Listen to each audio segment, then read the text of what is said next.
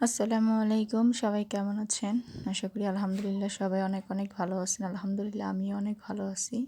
তো আজকে দুপুরে বৃষ্টি হচ্ছিল, তাই ভর্তা ভাতের আয়োজন। আজকে দুপুরে ছিল কালিজিরা ভর্তা, শুটকি ভর্তা, বাদাম ভর্তা, আলু ভাজি, আলু ভর্তা ও গরম গরম ভাত। তো প্রথমেই ভাত বসিয়ে দিলাম। যেহেতু আজকে বৃষ্টি, সকাল ভোর থেকে অনেক বৃষ্টি হচ্ছে, তাই চিন্তা ভাবনা ছিল ভর্তা ভাত খাওয়ার। ভাত বসিয়ে নিয়ে আলুগুলি কুচি করে নিচ্ছি।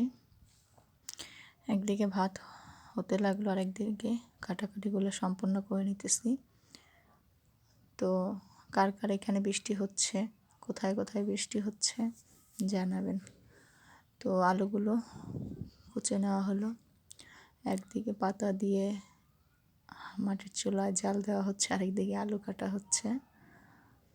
তো কার কার কাছে কেমন লাগে জানাবেন। আর আমি সবসময় একটা কথা বলি যে আমি ইউটিউবে একেবারেই নতুন, অনেক কিছু বিষয় বা সম্পর্কে আমার কোনো আইডিয়াই নাই। তো আপনারা যারা আমাকে ভালোবাসেন বা ভালোবাসবেন অবশ্যই একটু সাপোর্ট করবেন, আমাকে আইডিয়া দিবেন, পরামর্শ দিবেন, এটাই কামনা করছি। তো আমিও আপনাদের পাশে থাকার চেষ্টা করি।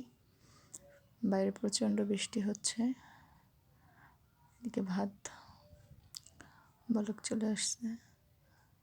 মাটির চুলা যখন জোরে আগুন জ্বলে বা ধরন্ত চুলা, তখন আগুন কমানো খুব কষ্টকর হয়ে পড়ে। যাই হোক, ভাত একবার চাই হয়ে গেল। ভাত নামিয়ে এবার আলু ভাজিটা বসিয়ে দেব। আলু ভাজি করতে করতে ওইদিকে ভর্তার সকল সরঞ্জামগুলো আগেই প্রস্তুত করে রাখা ছিল, এগুলো বাটাবাটি করব। তো একটা করতে গেলে একটা করে উঠতে পারি না বা হয়ে ওঠে না। তো একদিকে ভাজি বসিয়ে অন্যদিকে ভর্তাগুলো বাটাবাটির কাজ চলতেছে। আলহামদুলিল্লাহ, আপনারা যে যতটুকু আমাকে ভালোবাসেন এতে আলহামদুলিল্লাহ আলহামদুলিল্লাহ আলহামদুলিল্লাহ।